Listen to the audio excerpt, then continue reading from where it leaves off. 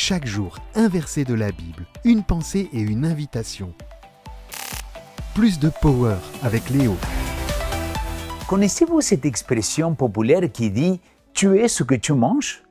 On la voit souvent dans des panneaux de santé, dans des magazines de bien-être ou même sur des émissions de cuisine. Mais qu'est-ce que cela signifie vraiment? Est-ce que cela il peut être relié à notre vie spirituelle ou notre caractère? Je ne sais pas. Pouvons-ils lier tout cela à notre alimentation? Je pense que oui. Laisse-moi te donner un exemple très bête mais très simple en même temps. Imagine que ce soir, je suis invité à manger une raclette chez mon meilleur pote. Et pour cet événement, je me dis, vas-y, je me laisse aller, je mange sans limite et je vais me faire plaisir. Le problème, c'est que, vous savez, la raclette, c'est lourd et ça va être difficile à digérer. Et donc, je vais me coucher, je n'ai pas bien digéré et je vais passer une très mauvaise nuit. Je vais me réveiller le lendemain très fatigué. Du coup, je me rends compte que pendant toute la journée, j'ai un très mauvais caractère. Je réponds mal à ma famille, que je réponds mal à mes collègues au travail, je réponds mal à mon entourage. Et peut-être c'est là que je devrais prendre conscience que cela il n'est pas très cool de parler mal aux autres. La question, la faute c'est à qui? C'est simplement à mon mauvais caractère? Et si j'avais bien dormi, est-ce que je serais pareil? Vous voyez, la manière dans laquelle je me nourris, cela il va m'amener peut-être à avoir un très bon sommeil ou un très mauvais sommeil.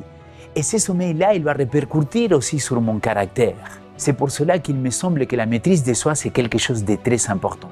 Maintenant, laissez-moi vous donner un deuxième exemple. C'est dans la Bible et c'est un jeune homme appelé Daniel.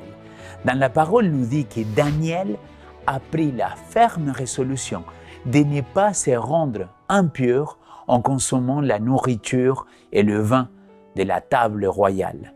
Il a demandé donc au chef de personnel de ne pas l'obliger à se rendre impur. Daniel, chapitre 1, verset 8, c'est la version Nouvelle Français courant. Je vais vous lire tout de suite la citation du jour car il est en relation au texte biblique. Ceux qui, comme Daniel, refusent de s'essuyer eux-mêmes récolteront la récompense d'habitudes tempérantes. Des bonnes habitudes physique développe une supériorité mentale.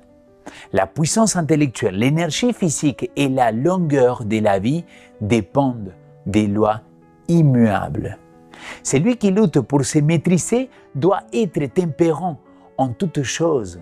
La clarté d'esprit de Daniel et sa fermeté de résolution, sa puissance dans l'acquisition de la connaissance et dans la résistance à la tentation étaient dues en grande partie à la simplicité de sa diète et à sa vie de prière. Mes amis, nous pouvons bénéficier des habitudes alimentaires saines qui contribuent à notre bien-être global. Hier, je vous ai parlé de mon coach sportif et nutritionnel, Saïbar. Il dit souvent « ta santé, ton choix ». Et je suis convaincu, demandons donc à Dieu de nous aider à être conscients de ce que nous mangeons et à choisir des aliments qui nous nourrit, non seulement physiquement, mais aussi spirituellement. Alors, demande à papa de te donner plus de power pour bien manger.